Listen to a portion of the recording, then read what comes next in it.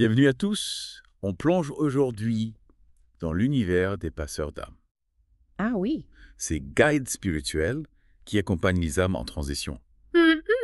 Imaginez ceux qui ressentent une connexion profonde avec le monde spirituel, Oui, qui ont des rêves incroyablement vifs, une empathie presque surnaturelle. d'accord. C'est-il peut-être des passeurs d'âmes? C'est une question intéressante.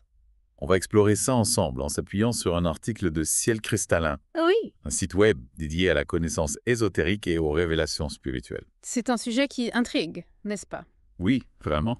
Les passeurs d'âme, on pourrait les comparer à des Ah oui, ponts vivants entre le monde matériel et le monde spirituel. intéressant. Ce sont des individus qui ont une vocation spirituelle unique, mais aussi des capacités hors du commun. Mhm. Ils perçoivent et communiquent avec les âmes errantes. C'est une idée qui donne des frissons. Et concrètement, comment ces passeurs d'âmes aident-ils les âmes en transition? L'article mentionne la création d'un espace sacré Exact. avant chaque séance. Avant chaque séance, le passeur d'âme prépare un environnement propice à la communication spirituelle. Imaginez, la fumigation à la sauge ou au palo santo purifie l'air, tandis que les huiles essentielles diffusent une atmosphère de paix et de sérénité. On comprend l'importance de ce rituel. Oui. Mais ensuite, comment le passeur d'âme entre-t-il réellement en contact avec l'âme? Par la méditation, Ouais, mais pas n'importe quelle méditation. d'accord. On parle ici d'une méditation profonde Oui, qui permet au passeur d'âme de se connecter à l'âme en transition, je vois. de percevoir ses émotions, ses peurs, ses attachements. C'est fascinant. C'est comme un dialogue subtil, une communion spirituelle qui lui permet de comprendre les besoins de l'homme. Et l'article parle aussi de l'utilisation de la lumière. Oui, la lumière joue un rôle essentiel. Hmm. Le passeur d'âme visualise une lumière blanche ou dorée, créant un chemin lumineux qui guide l'âme vers l'au-delà. On voit que la lumière a une signification profonde dans de nombreuses traditions spirituelles. Oui, tout à fait. Mais le passeur d'âme ne se contente pas de créer une ambiance et de visualiser. Non, bien sûr. Il y a aussi une forme de communication avec l'âme, Absolument. n'est-ce pas, Ta? Le passeur d'âme encourage l'âme à se détacher de ses liens terrestres. Hmm. Il peut utiliser des prières, des mantras, des affirmations positives, Ah oui, des outils qui aident l'âme à se libérer de ses peurs et de ses regrets. on pourrait dire qu'il l'accompagne vers la paix intérieure. Exactement. Et il ne travaille pas seul dans cette mission, si j'ai bien compris. Non. L'article mentionne des guides spirituels. En effet, le passeur d'âme peut solliciter l'aide d'anges, Ouais. d'archanges ou d'autres entités bienveillantes. Hmm. Par exemple, il peut invoquer l'archange Azraël, Oui. l'ange de la transition, pour assister l'âme dans son passage. On perçoit bien l'ampleur de cette tâche qui demande une grande ouverture spirituelle. Oui. Mais comment savoir si on a soi-même cette vocation de passeur d'âme? Alors, Y a-t-il des signes, des indices? l'article en mentionne plusieurs. Oui. Certains assez subtils, d'autres plus inhabituels. D'accord. Par exemple, une sensibilité accrue aux présences spirituelles, Mhm. des rêves vifs où l'on communique avec des défunts. Ce sont des choses qui peuvent parler à beaucoup de gens. Oui, c'est vrai. Mais y a-t-il des signes plus, comment dire, inexplicables? Oui, il y a des signes qui sortent vraiment de l'ordinaire. Ah. L'article parle de synchronicité fréquente, Mhm. de ces coïncidences troublantes qui semblent nous guider, ou encore de manifestations d'objets, D'accord. comme si le monde spirituel essayait de communiquer avec nous. C'est vraiment intriguant. Oui, Si on ressent plusieurs de ces signes, on pourrait effectivement se poser la question. c'est ça. Mais comment développer ces capacités si on se sent appelé par cette voie? L'apprentissage est primordial. D'accord. L'article recommande de participer à des ateliers, de lire des ouvrages spécialisés, de consulter des mentors expérimentés. En somme, acquérir les connaissances et les techniques nécessaires pour accompagner les âmes avec respect et bienveillance. Exactement. C'est un apprentissage qui semble à la fois enrichissant et exigeant. Tout à fait. L'article insiste sur l'importance de la méditation, Oui. mais pas seulement pour renforcer la connexion spirituelle. Non. Il faut aussi maîtriser des techniques d'ancrage pour rester connecté à la Terre. C'est essentiel. C'est essentiel pour garder un équilibre, j'imagine. Oui, tout à fait. On ne peut pas naviguer entre les mondes sans un point d'ancrage solide. Exactement. Il faut aussi se protéger énergétiquement. Oui, bien sûr. Visualiser une lumière protectrice. Mhm. Utiliser des cristaux comme la tourmaline noire ou l'œil de tigre. Ce sont de bonnes techniques. Ces techniques aident à créer un bouclier contre les énergies négatives. Tout à fait. On comprend mieux l'importance de se protéger. Et bien sûr, Un mode de vie sain est primordial pour éviter l'épuisement. Absolument. L'article souligne l'importance de l'équilibre physique et émotionnel. Hmm. Une alimentation saine, du repos suffisant, des activités qui nous ressourcent, Oui. c'est essentiel pour éviter le burn-out. On voit bien que cette vocation demande un engagement total sur tous les plans. C'est ça. Mais au-delà de la pratique, il y a aussi une dimension éthique, n'est-ce pas? Oui, tout à fait. L'article insiste sur la responsabilité du passeur d'âme. Mhm. Agir avec intégrité, respecter le libre arbitre des hommes, Oui, ne jamais intervenir sans leur consentement. c'est primordial. Ce sont des principes fondamentaux. Absolument. On comprend que cette mission, aussi noble soit-elle, comporte aussi des défis. Effectivement. L'article mentionne la charge émotionnelle que représente le travail avec des âmes en souffrance. Oui, c'est vrai. Il faut être conscient de ses limites et savoir demander de l'aide si besoin. Tout à fait. C'est une forme de courage que de reconnaître sa vulnérabilité. Oui, absolument. Et puis, il faut composer avec le scepticisme de l'entourage. Ah oui. Rester fidèle à soi-même, tout en respectant les croyances des autres, n'est pas toujours évident. C'est un défi. C'est un exercice d'équilibre délicat. Oui. L'article évoque aussi des dangers potentiels. Oui, certaines âmes peuvent être entourées d'énergie négative. Il est donc essentiel de se protéger, de ne pas s'improviser passeur d'âme sans prendre les précautions nécessaires. On imagine aisément les risques. Oui. Mais malgré ces défis, quels sont les bénéfices de cette mission? Ah. Qu'est-ce qui motive un passeur d'âme? L'article en mentionne plusieurs. La satisfaction profonde de contribuer au bien-être des âmes. La croissance spirituelle personnelle, D'accord. le sentiment d'accomplissement qui découle de cette aide précieuse. On ressent vraiment la profondeur et la richesse de cette vocation. Oui. C'est un sujet fascinant. Absolument. Le passeur d'âme devient un guide lumineux pour ceux qui en ont besoin tout en enrichissant son propre cheminement spirituel. C'est un échange mutuel, une source d'évolution pour tous ceux qui sont impliqués. Ce qui est fascinant avec cette idée de passeur d'âme, c'est qu'elle traverse les cultures et les époques. On retrouve des figures similaires dans les mythologies du monde entier. Ah oui, c'est vrai.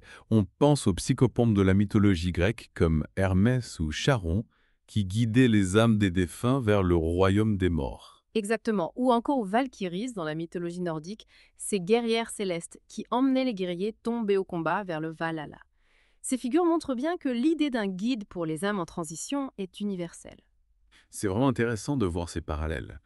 On retrouve aussi ce rôle d'intermédiaire entre le monde des vivants et le monde des esprits dans les traditions chamaniques. Tout à fait. Le chaman, par ses voyages dans le monde spirituel, aide les âmes à trouver leur chemin. On pourrait se demander pourquoi cette figure du passeur d'âme est si présente dans l'inconscient collectif. C'est une excellente question. Peut-être parce que la mort est une étape universelle et que l'idée d'un guide bienveillant pour accompagner les âmes est rassurante. C'est possible. La mort est un mystère qui fascine et effraie l'humanité depuis toujours. Avoir l'image d'un passeur d'âme, un être compatissant qui facilite la transition, peut aider à apaiser cette peur. Cela rejoint l'idée que les passeurs d'âme sont des messagers d'espoir des lumières dans l'obscurité. Mais leur rôle ne se limite pas à accompagner les âmes vers l'au-delà, n'est-ce pas? Ils peuvent aussi aider les vivants à faire leur deuil. Absolument. En communiquant avec les défunts, le passeur d'âme peut transmettre des messages, des signes de leur présence, ce qui peut aider les proches à accepter leur départ. On imagine le réconfort que cela peut apporter aux familles endeuillées, de savoir que leurs proches sont accompagnés et qu'ils veillent sur eux. C'est une mission qui demande beaucoup de délicatesse. Tout à fait. Le passeur d'âme doit faire preuve d'une grande empathie, d'une écoute attentive et d'un respect profond. Il ne s'agit pas de voir des fantômes ou de parler aux morts, mais d'accompagner des âmes dans un moment crucial. Ce qui nous ramène à la question des signes. On a parlé de sensibilité d'intuition de rêve, mais ces signes peuvent être très subtils. Exactement. Parfois, c'est une attirance pour les lieux chargés d'histoire, une fascination pour les mystères de la vie et de la mort. Ou encore une intuition très développée, comme si on percevait des choses que les autres ne voient pas.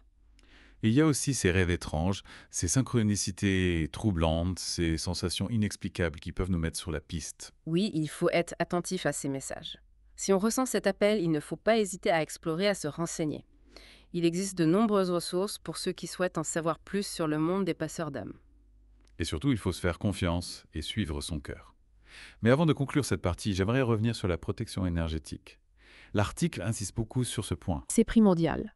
Le passeur d'âme travaille avec des énergies subtiles et doit donc se protéger des influences négatives. On imagine que c'est un risque réel, surtout quand on est en contact avec des âmes en souffrance.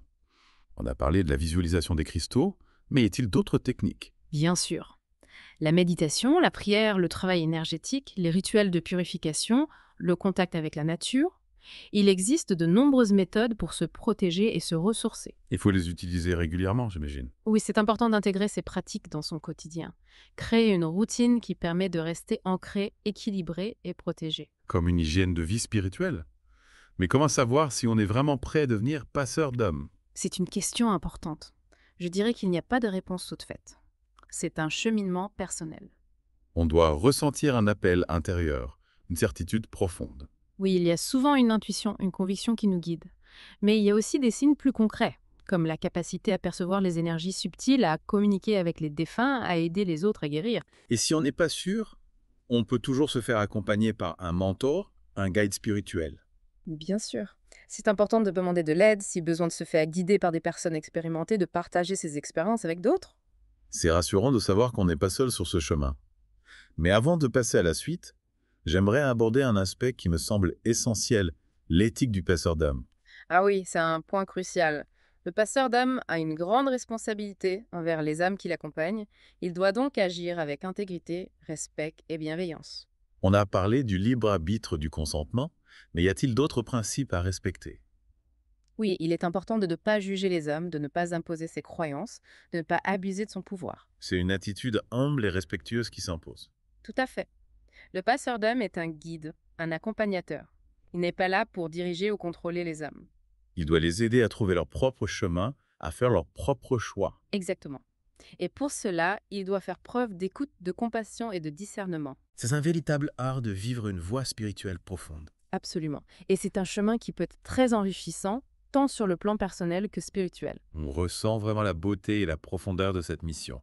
On a beaucoup appris sur les passeurs d'âme, leur rôle, le défi, leurs récompenses, et on a encore beaucoup à découvrir. Oui, la prochaine partie nous réserve encore de belles surprises. Reprenons notre exploration. Vous savez, ce qui me touche toujours, c'est que cette vocation de passeur d'âme, souvent perçue comme extraordinaire, est finalement profondément humaine. Oui, on pourrait imaginer que c'est réservé à une élite spirituelle, mais l'article suggère que c'est accessible à tous ceux qui ressentent cet appel. Exactement. Il ne s'agit pas d'être un gourou ou un mystique. Être à l'écoute de son cœur, de son intuition et cultiver sa sensibilité aux énergies subtiles. C'est ce qui compte vraiment. C'est un message encourageant. On a tout ce potentiel en nous, finalement. Tout à fait. Percevoir le monde invisible, communiquer avec les âmes, ressentir les émotions des autres, ces capacités ne demandent qu'à être cultivées. C'est d'une belle idée. Pas besoin d'être un grand initié pour aider les autres, pour faire la différence. Absolument. Le passeur d'âme est un être humain avec ses forces et ses faiblesses. Ce qui le distingue, c'est sa volonté de mettre ses dons au service des autres, d'apporter sa lumière. Des belles définitions. Mais comment savoir si on est sur la bonne voie, si on progresse dans notre développement en tant que passeur d'âme? L'article mentionne des indices intéressants, une paix intérieure plus profonde, une meilleure connexion avec soi-même et avec le monde. On se sent plus aligné, plus en harmonie. Exactement. On peut aussi constater que nos intuitions sont plus fines, que nos rêves sont plus riches en symboles et en messages. On est plus réceptif aux signes, aux synchronicités, comme on en parlait tout à l'heure. Tout à fait. Et puis on remarque souvent qu'on attire à nous des personnes en quête de sens qui traversent des épreuves. On devient un peu comme un phare dans la nuit, une source de réconfort. Oui, c'est une belle image.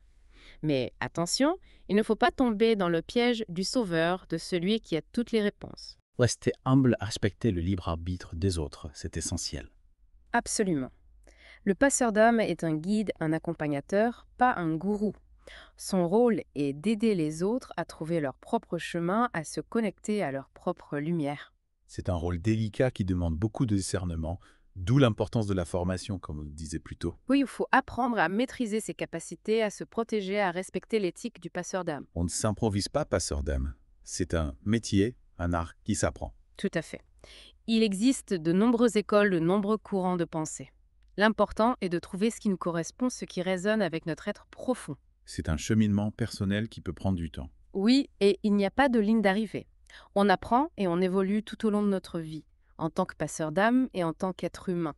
C'est une belle perspective. On a parlé des défis, des responsabilités, mais finalement, quels sont les bienfaits de cette vocation?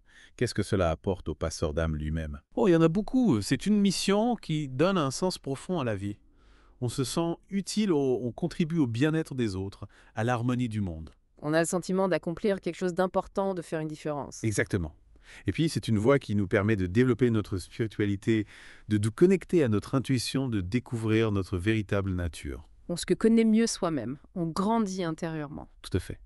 Et on apprend beaucoup sur la vie, la mort, le sens de l'existence. C'est une expérience transformative. Un voyage initiatique, une aventure spirituelle extraordinaire. Oui, et c'est un cadeau précieux pour soi-même et pour les autres. C'est une belle conclusion. Alors, si vous ressentez cet appel, n'hésitez pas à explorer cette voie, à vous informer, à vous former. Le monde des passeurs d'âme vous attend. Et surtout, écoutez votre cœur, suivez votre intuition. Merci à tous de nous avoir suivis dans cette plongée fascinante. On espère que vous avez appris des choses et que vous avez été inspirés. À bientôt pour de nouvelles aventures. Si vous avez aimé, abonnez-vous à la chaîne et n'oubliez pas de cliquer sur la cloche pour ne rater aucune notification. Vous pouvez également nous suivre sur Facebook et X pour plus de contenu exclusif. Et pour aller encore plus loin dans votre voyage spirituel, visitez cielcristallin.com, où vous trouverez des articles, des guides et bien plus encore pour nourrir votre chemin intérieur. À très bientôt chez les éclaireurs.